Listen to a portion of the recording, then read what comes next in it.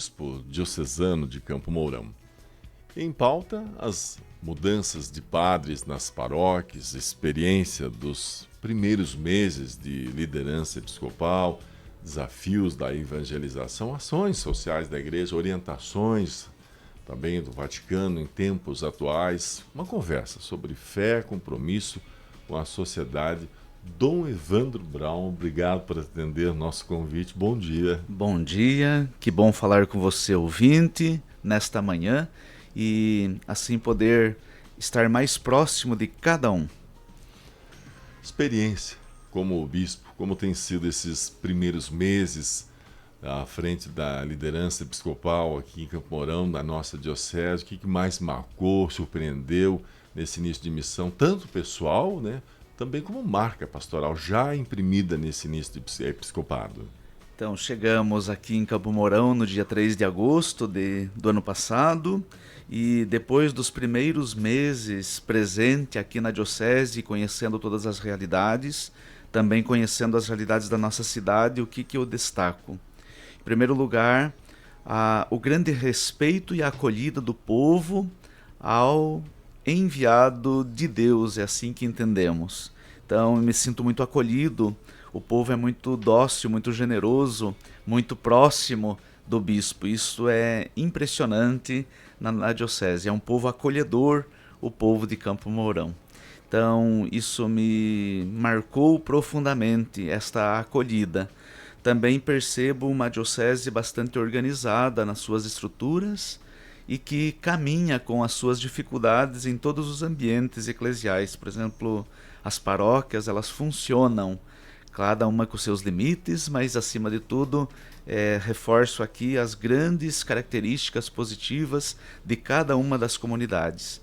Também eu encontrei um clero muito aberto, muito dócil, muito pronto para realizar aquilo que é pedido. Então isso tudo anima o coração do bispo também, sabendo que ele vai ter colaboradores e não adversários e nem também pessoas que querem fazer o seu caminho.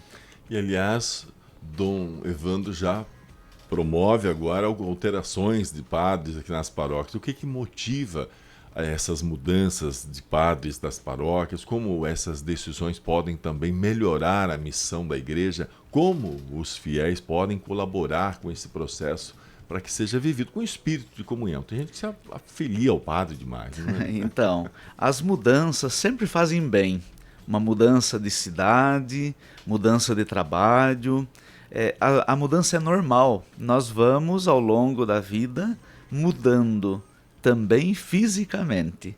E as mudanças do clero numa diocese fazem parte da missão do bispo, promover isto. O bispo precisa transferir os padres.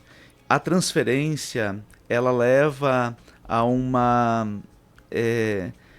reorganização pastoral, porque cada padre tem os seus dons e aquilo que marcou profundamente uma comunidade também precisa ser enxergado em outra comunidade.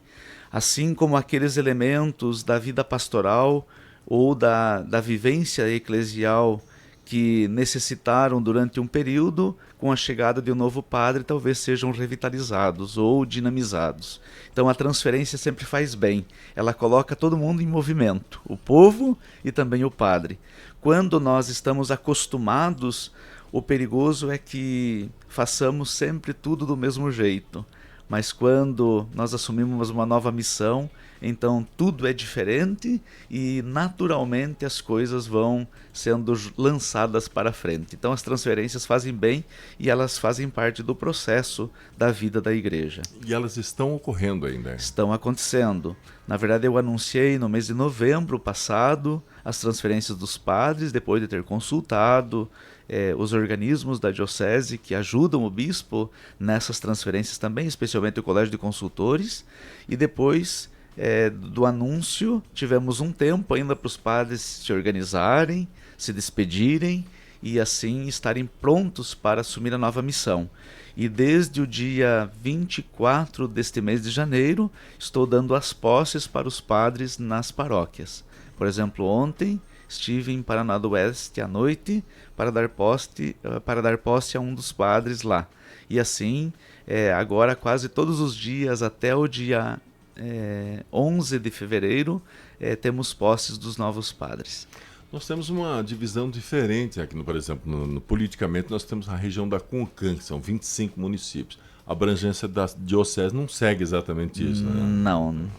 Nós somos mais municípios do que a Concan. Cerca de quantos municípios? São 24 municípios, a diocese de Campo Mourão. 24. Tem alguns deles que não fazem parte da Concan. Fora da Concan. Assim como alguns também que são da Concan não são da diocese de Campo Mourão. Vamos falar um pouquinho sobre sinodalidade, a participação. O Papa, ele alertou recentemente que a dependência também da inteligência artificial pode enfraquecer a capacidade de ouvir, de pensar. Como é que a igreja deve lidar com essa tecnologia nas redes sociais? Essa orientação do Papa, de que forma deve ser interpretada? Toda mudança gera dentro de nós conflitos. É natural que estejamos vivendo um grande conflito interno com todo o desenvolvimento da inteligência artificial. É uma novidade incrível.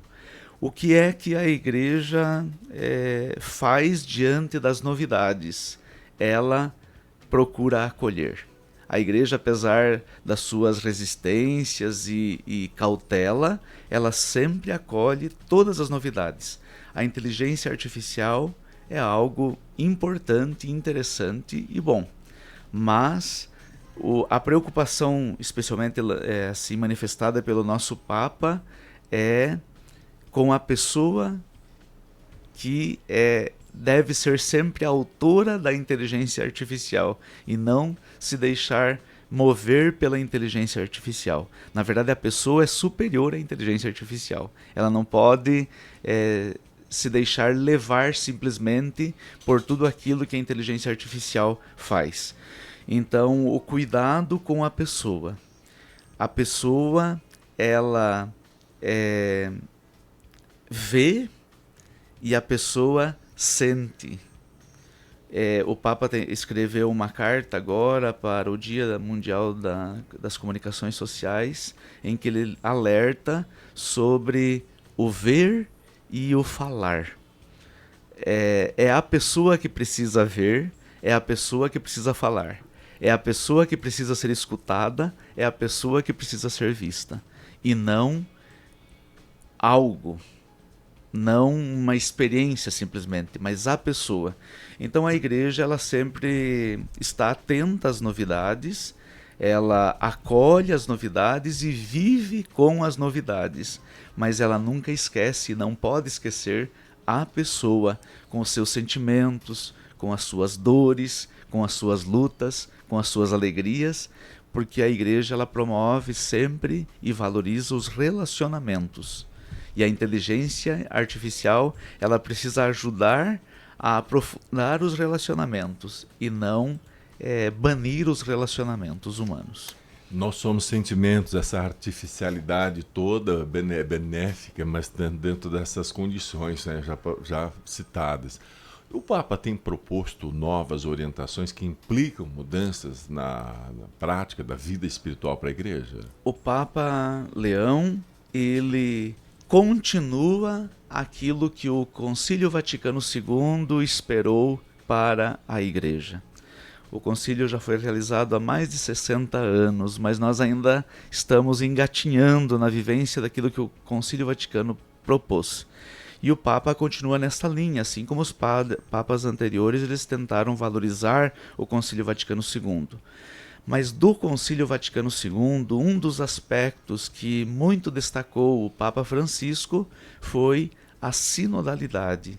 E na mesma linha de Francisco, o Papa Leão, ele tem supervalorizado a questão da sinodalidade, que traz consigo a escuta, relacionamentos, docilidade à ação de Deus, porque no mundo da técnica e no mundo da inteligência artificial é perigoso que nós nos deixemos mover por elementos ou por realidades humanas, e não pelo Espírito de Deus. Então a sinodalidade ela traz consigo esta abertura ao Espírito, estar atento ao que Deus está dizendo para o mundo e para o homem de hoje.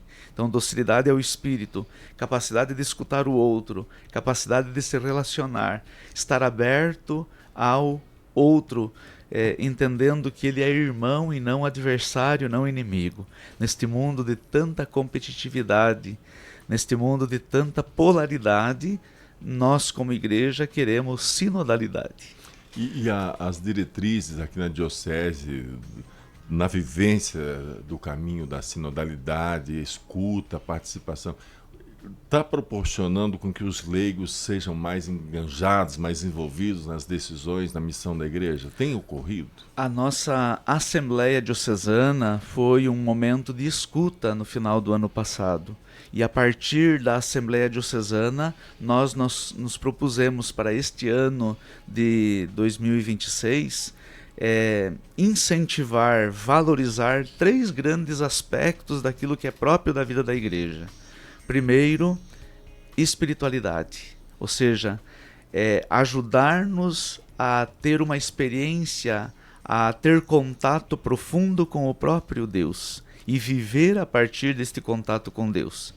Depois, nós também propusemos, a Assembleia viu assim, que é necessário nós revalorizarmos aquilo que se chama comunhão, a capacidade de viver juntos, a capacidade de decidir juntos, a capacidade de fazer juntos.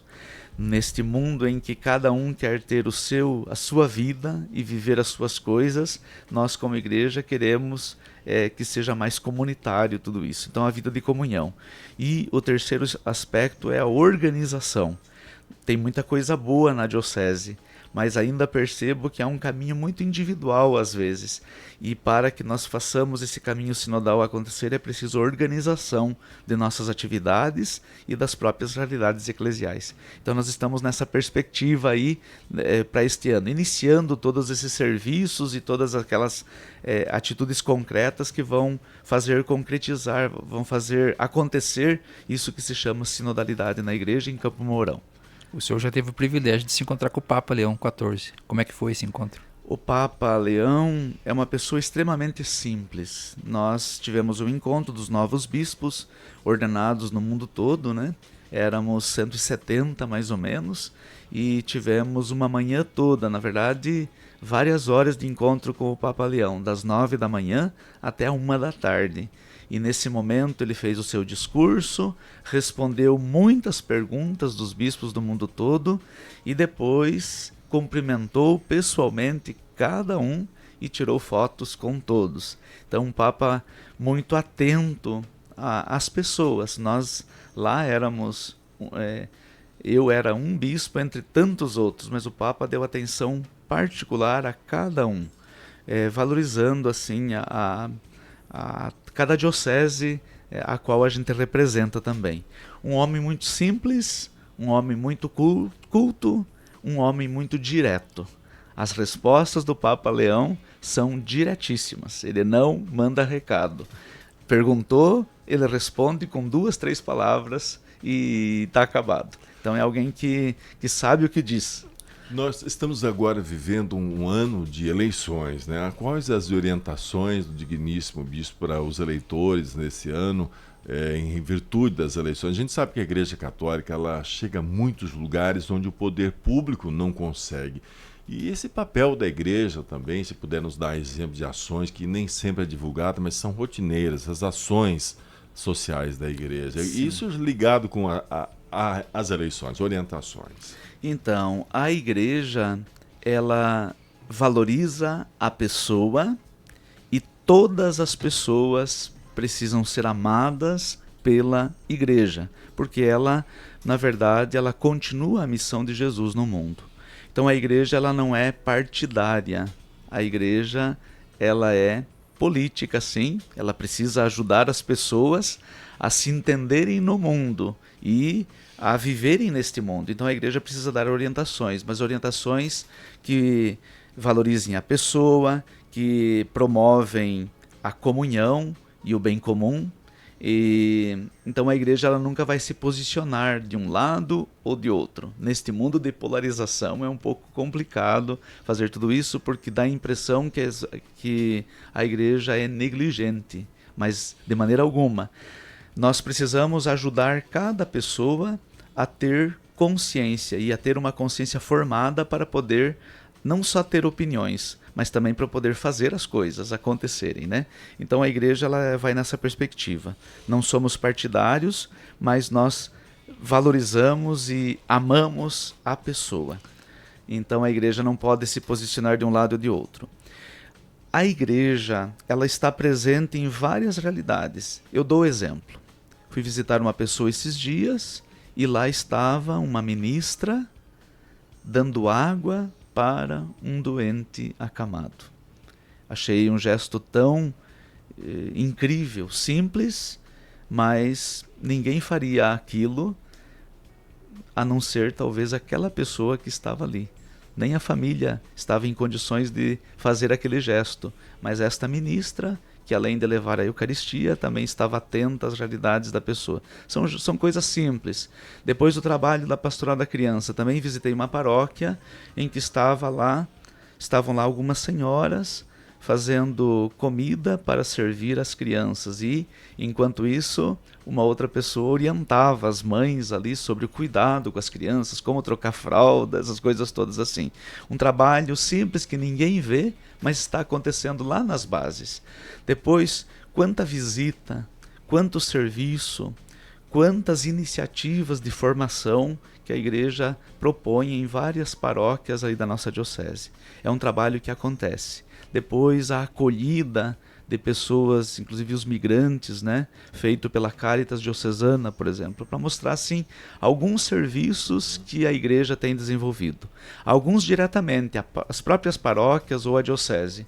Outros serviços que a igreja presta indiretamente. Por exemplo, o cuidado do lar dos idosos aqui de Campo Mourão está sendo feito indiretamente pela igreja, porque são os padres, os membros da diretoria deste lar, né? Então, indiretamente, através dos padres, a igreja está ali servindo aqueles que mais precisam. É a política da ação. Dom Evandro Braun, obrigado pela presença. Para finalizarmos, gostaríamos que deixasse sua bênção aos nossos ouvintes do Jornal 100 e toda a nossa comunidade diocesana. Agradeço a oportunidade de estar aqui, de poder falar outra vez com o nosso amado povo de Campo Mourão e toda a região, e que Deus de verdade possa olhar para cada um e nos ajudar a fazer sempre a sua vontade, porque é ela que vai nos realizar. Que o Senhor, Deus de bondade, abençoe cada pessoa e cada família. Em nome do Pai, e do Filho e do Espírito Santo. Amém. Amém. Obrigado. Cid Sauer. Vamos embora, Luiz Donizete. Vem aí o Max Moreno com Manhã Musical. A gente volta amanhã. Um abraço a todos. Estaremos aqui nesse mesmo horário com novas informações da cidade e região. Até lá. Você ouviu Jornal 100. As principais notícias de Campo Mourão e região, com a tradição e credibilidade que